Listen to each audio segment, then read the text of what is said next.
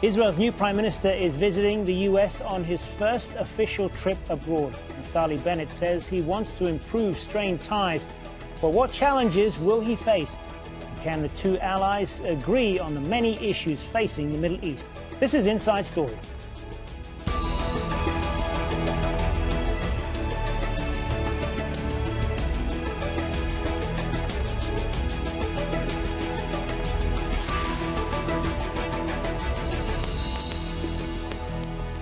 Hello and welcome to the program. I'm Hazem, Sika. Israel's former Prime Minister Benjamin Netanyahu had a difficult relationship with Democratic U.S. leaders Barack Obama and Joe Biden. Many saw him as a strong supporter of Republican presidents, particularly Donald Trump. His successor, Naftali Bennett, is in Washington hoping to mend ties on his first official trip abroad since taking office. But Biden and Bennett don't see eye to eye on a number of regional issues. At the top of that list is the 2015 Iran nuclear deal. Biden has been holding indirect talks with Tehran to revive the agreement, while Israel has been strongly against it. Naftali Bennett has also made it clear he won't allow for an independent Palestine. But he had a message of cooperation as he left for Washington. There is a new government in the United States and a new government in Israel, and I bring with me from Jerusalem a new spirit of cooperation, and this rests on a special and long-standing relationship between the two countries. Let's take a closer look at Israel's new prime minister. The 49-year-old Naftali Bennett is the son of Jewish immigrants to the U.S. who made millions in the tech industry. He began his political career in 2006 and served as a senior aide to Benjamin Netanyahu, before becoming defense minister, among other roles, in Netanyahu's coalition government. Bennett is part of Israel's ultra-right-wing politics, but he is leading a coalition of different parties, including leftists and Israeli Palestinians. But under a special deal, his main coalition partner, Yair Lapid, will replace Bennett as prime minister by August 2023. We'll bring in our guests shortly, but first, our White House correspondent, Kimberly Halkett from Washington. The White House says that the meeting between the Israeli Prime Minister Naftali Bennett and U.S. President Joe Biden is to discuss a broad range of issues, including climate change, Afghanistan, Iran, and Gaza. But it's clear that the Israeli Prime Minister goes into this meeting with a number of agenda items that are at odds with Biden administration policy. One of those issues is Israel's desire to continue expanding settlements, illegal settlements, into the occupied territories. In fact, in an interview earlier this week with the New York Times, the Israeli Prime Minister referred to this expansion as standard political growth. And this is something that certainly will create some friction with Joe Biden and his policymakers. He's also opposed to the creation of an independent Palestinian state, and he was vague about whether or not he would block a proposal by the Biden administration to put in place a Palestinian consulate in occupied East Jerusalem. Now, the other big friction point that is expected between these two men is the issue of the Iran nuclear agreement to limit Iran's nuclear program. The Biden administration has been very clear that it seeks to revive this nuclear deal, but the Israeli Prime Minister has a different view. In fact, he says that it is no longer relevant and he seeks to abandon it. So while the Israeli Prime Minister goes into this meeting striking an optimistic tone in his public interviews, it's clear that many of his key goals are at odds with Biden administration policy. So let's bring in our guests now in West Jerusalem. We have Yaakov Katz, editor-in-chief of the Jerusalem Post and author of Shadow Strike and co-author of Weapon Wizards and Israel versus Iran. In Colchester in the UK, Natasha Lindstad, a specialist on US foreign policy and deputy dean in the Department of Government at the University of Essex. Natasha is also author of Democracies and Authoritarian Regimes. And in Arlington, Virginia, in the United States, Khalid El-Gindi, a senior fellow at the Middle East Institute and author of Blind Spot, America and the Palestinians from Balfour to Trump. Good to have you all with us. Natasha Lindstad, if I could start with you. This is the first time in 12 years that an American president is meeting with an Israeli prime minister who is not Benjamin Netanyahu. I suspect the optics of this will be more important than anything else at this point. But what is the Biden administration looking to get out of this? Yeah, I do think it really is more about the optics, particularly because for Biden, he's dealing with the crisis in Afghanistan. Things look a bit chaotic, and he wants things to look as business as usual. I think that he does want to try to assure Israel that Iran is a threat, but I think he will be communicating that his approach to dealing with Iran will be different than Bennett's of Israel's approach. Because Prime Minister Bennett is going to be trying to convince Biden that we really need to isolate Iran further, get away from trying to get back to the nuclear deal. But Biden's not on the same page about that. And so I think he's going to try to both assure Israel that the U.S. is a committed partner, while at the same time demonstrating that the U.S. doesn't want to get back to the Iran deal and doesn't want to completely isolate Iran. Of course, Israel will come back and try to present the case of how dangerous Iran is and that there's a lot of more enrichment of uranium and that Iran is really a menace to the region. But we'll see that I don't think they're completely on the same page about this. Yaakov Katz, Naftali Bennett says he wants a fresh start with the U.S. Is he going to get it? I think he'll get it for one very simple reason, at least that will give him some credit from the outset, is that he's not Benjamin Netanyahu, right? There's no secret that Benjamin Netanyahu and the Democratic Party in the United States have had a long history of tension. Bennett's coming, talking about a new spirit, a new start, a new government in Jerusalem that can not necessarily see eye to eye, similar to what Natasha said, on issues of extreme importance for Israel, whether it's the Iranians or even the Palestinian issue, which we might talk about. They're definitely not going to agree on all of those big issues or how to confront them.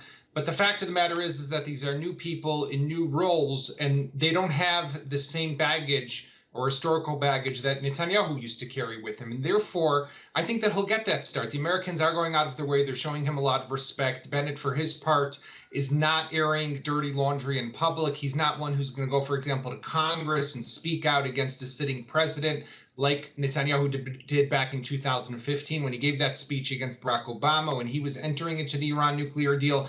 So I think that everyone is trying to respect one another. They're trying to get along. They're trying to work together. But we will see what happens when these issues need to have policy set for them and about them. That's where you might start to see a bit of cracks and a little more tension. Khalid El-Gindi, what does all this mean for Palestinians? Is this more of the same, just the names have changed, or is there an opportunity for a fresh start? Well, no, I think it probably is. We're going to see more of the same. I mean, historically, regardless of the ups and downs of the relationship between the two leaders, the U.S.-Israel special relationship has generally been immune from personal, political, ideological, or even strategic differences. You know, we saw that, I think, most clearly in the Obama administration, where you had the president and the Israeli prime minister had a terrible personal relationship, and yet the bilateral relationship actually soared to new heights. You know, we had unprecedented levels of cooperation, unprecedented levels of American military aid to Israel, very, very little pressure, even on the Palestinian issue, virtually none at all. Biden is even less inclined to put pressure on any Israeli leadership, frankly, when it comes to the Palestinian issue, both because it's not a real priority for the administration and because he's trying to avoid headaches on the domestic political front. His party is quite divided on these issues. So it really is, I think, going to be both the Biden administration and Prime Minister Bennett, I think, are committed to maintaining the status quo in as calm a form as they can manage. They're not going to disrupt it with any major announcements or proposals or initiatives. So yes, the Palestinians will get sort of pushed to the back burner until, of course, the situation explodes, as what we saw in May of this year. You're talking about the Gaza, the conflict over Gaza.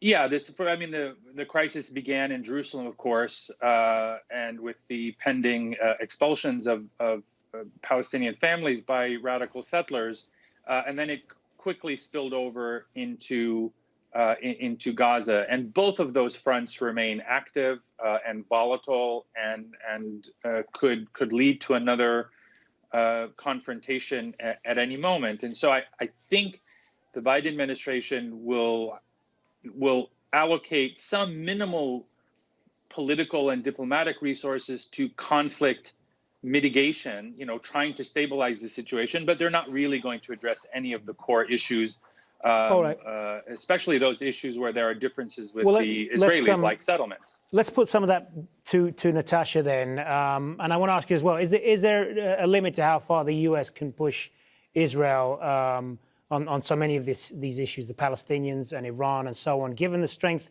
of the Israel lobby in Washington and their ability to influence U.S. policy in the region, regardless of who is president? Yeah, I agree completely with what has just been said. The relationship is ironclad. It hasn't moved much or changed. And in fact, as was just said, even when Obama and Netanyahu had a terrible relationship, more military funding was going to Israel. And this is because they've signed a memorandum of understanding that doesn't expire until 2028. So well after Biden's had, let's say, 2 administrations, if he gets reelected, where at a bare minimum, the U.S. is going to give Israel $3.3 billion in aid. Most of it goes to military grants, weapons grants, and there's no oversight about this. Israel is actually the only country where the U.S. gives it in a lump sum and not in quarterly installments, and it doesn't know where the spending is taking place. And the U.S. has done this, repeatedly year after year, in spite of the fact that there are human rights violations that don't square with what the U.S.'s security strategy is. I mean, in Biden's security strategy, he mentioned again and again this idea of values and human rights, and that aid should be conditioned on human rights. But these two things don't seem to go together when it comes to Israel, because this relationship is so deep, and it doesn't really seem to matter what Israel does. So, I mean, I think with this first meeting is probably more important to Bennett of Israel because he's a new prime minister. But in the long term, I tend to think that Israel has tended to hold the cards, and it's sort of the tail wagging the dog.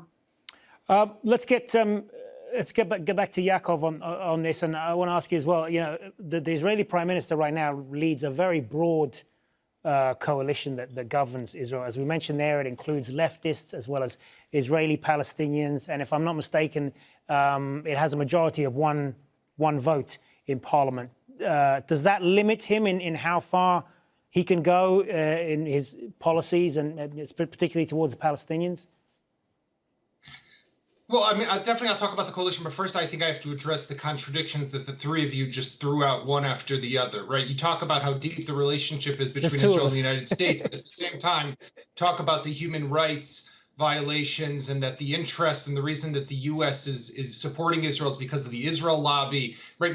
But on the other hand, it is because of the deep relationship between Israel and the United States. I mean, you guys got to get your story right, first of all. But really, I think what we're talking about is that there's two issues at play. Number one is that, yes, the relationship between Israel and the United States is deep and does transcend many different levels and impacts military, security, technological cooperation, economic ties, all because of the fact that the United States recognizes the critical role that Israel plays in the stability here in the Middle East, and the fact that it is surrounded by terrorist organizations that are bent on its destruction and has to daily defend itself. You can call the defense of Israel a human rights violation, Natasha, and you, Hassan, can talk about how it's the Israel lobby, like some sort of kind of criminal organization behind the scenes pulling strings. Well, let's just be clear about this. No one said that the Israel lobby is a criminal organization. I simply said in the question that they do have a lot of influence in policy making in Washington. That was it. But again, you can talk about things in those terms and throw out those types of. I have to say, even to the way you referred to the Israel lobby is some people might want to even say that it's on the verge of some rhetoric that might stink of a bit of anti-Semitism. But I'm not going to go there. I will talk about the diverse and broad coalition that Israel does have, and that is the fact that today there is a government in Israel that represents and is the most representative of Israeli society that we've ever had in this country. You have Arab participation in the coalition. You have right-wing participation, left-wing participation, and center participation.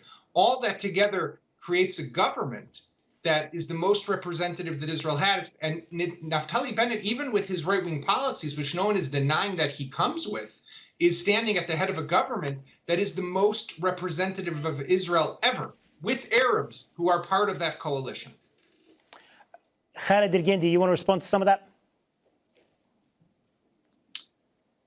Well, I mean, I certainly don't disagree with the analysis that this is probably one of the broadest coalitions we've seen in Israel's history, but that also makes it quite fragile and very, very status quo oriented.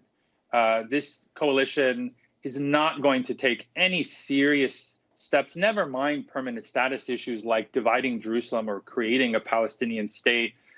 Those things are clearly off the table, if only because Israeli politics has shifted so far to the right that there isn't really a consensus any longer on a two-state solution. The Israelis have abandoned the two-state solution for the most part. I mean, you have a very, very solid right-wing majority in the Israeli Knesset. So we're not going to see even the most minimally meaningful gestures, most likely coming out of this government, not just because Naftali Bennett is a hardline right-winger who doesn't recognize the existence of a Palestinian people or even an Israeli occupation in the West Bank and Gaza, but we're not going to see even the most minimal kinds of gestures like lifting the siege in Gaza that has caused such tremendous suffering, canceling home demolitions, curbing Israeli settlement activity. Those kinds of things, I think, are also off the table, because they're likely to bring down the government. And so I'm not sure that this government can survive the full tenure, or even, frankly, to the rotation to a Prime Minister Lapid after 2 years. Natasha Lindstedt, I want to get your response to some of this as well, and I'll ask you as well about a little bit more about Iran, because that's obviously something that there is quite a lot of disagreement on between Israel and the United States right now. Is there any sort of middle ground that they can find on that at this point? In terms of the issues of Iran, there's more common ground. I mean, as we have already discussed, there's a lot of tension about the issues of settlements and expansion and so forth. But in terms of Iran, I think the U.S. and Israel both agree that Iran is incredibly dangerous and is problematic. And of course, Netanyahu and Trump were on the same page about this, and Trump left the Iran nuclear deal. But Biden does want to try to return to the deal, even though Iran just elected a very hardline president, and it looks like Iran is becoming more conservative and hardline than even in the past, if that's possible. Biden wants to return to the deal. There was a lot of years' work put into getting that deal together, and they feel that the administration feels that engagement is the best way forward.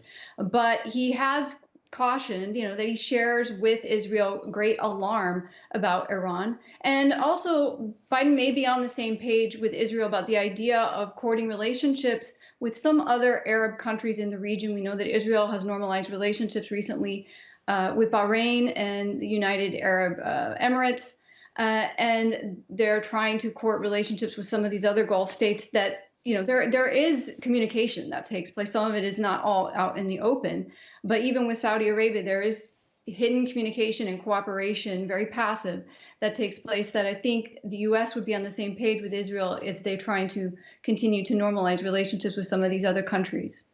Yaakov Katz, you expect that to continue, the normalization of relations with Arab countries? I think there's definitely ripe or fertile ground for that to continue, and for the administration as well as Israel, of course, to build on. Right? We know that obviously there were the agreements that were reached a year ago between Israel and the United Arab Emirates, with Bahrain, with Morocco, with Sudan. There was a normalization agreement. We know that the Saudis were in talks, the Omanis were in talks. So there's a bunch of other countries that there's still potential to close those deals with. But it will require of the Biden administration to also put some of its political capital on the table. We've yet to see that happen. I think they are definitely distracted at the moment with matters of greater importance, such as what's happening in Afghanistan, and obviously some sort of resolution that they're looking for with the Iran nuclear threat. But I'm sure that that's one of the issues that's going to come up in the conversations between the prime minister and the president. It's something that Israel definitely wants, and we see that the region is ready for this, right? This region is hungry for more stability, more normalization. Khaled El-Gindi, I want to ask you about where the Palestinian leadership moves forward on this, because we saw those protests that took place in the Palestinian territories in July against the government there, and the way that the authorities there cracked down on peaceful dissent and tried to block any sort of popular mobilization. And the security services, I mean, it kind of reinforced this belief, didn't it, that among many Palestinians, that the authority acts as an agent of Israeli occupation, in their words. What implications does that have for their dealings with Israel and the United States, and the perception among many Palestinians that their leaders are not acting in their best interests? I'm happy to address that, but just a quick word on the normalization front. I think we have to be a little bit more nuanced when we talk about what these normalizations mean, where they come from. I happen to believe that we've sort of reached the peak of what could be achieved on the normalization front. The UAE and Bahrain were very, very eager participants in the normalization dynamic. The UAE led that process. But I really don't think that the rest of the Arab world is quite ready for normalization, particularly in the absence of an end to Israel's occupation of 5 million Palestinians who are ruled by a military regime for which they cannot vote.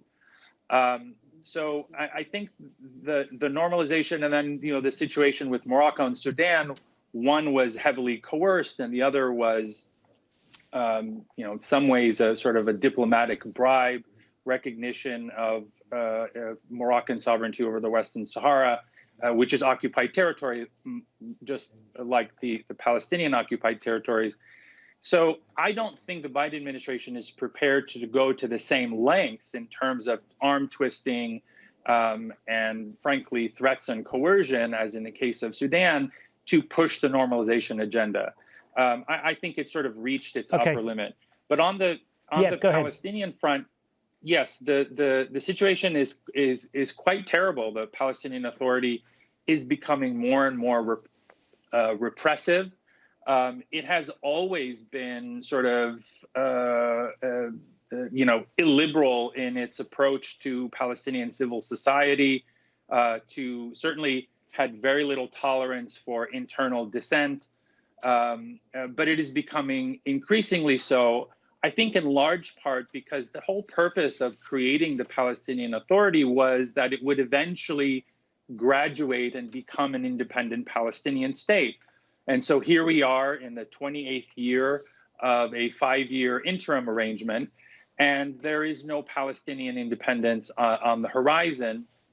And so in a lot of ways, the whole purpose of the Palestinian Authority has been taken away. Its raison d'etre is simply off the table. And so the Palestinian Authority exists in survival mode. And the way it will survive is having really lost legitimacy. It can only survive through repression. We're going to have to leave it there. We're out of time. Good discussion. Thanks very much for being with us on Inside Story. Yaakov Katz, Natasha Lindstad, and Khaled El-Gindi. Thank you. And thank you too for watching. Remember, you can see this program again anytime by just going to our website, aljazeera.com. And for more discussion, you can go to our Facebook page. That's facebook.com/AJ Inside Story. You can also join the conversation, as always, on Twitter. Our handle there is @AJ Inside Story. For me, Hazem, Sika, and the whole team here, bye for now.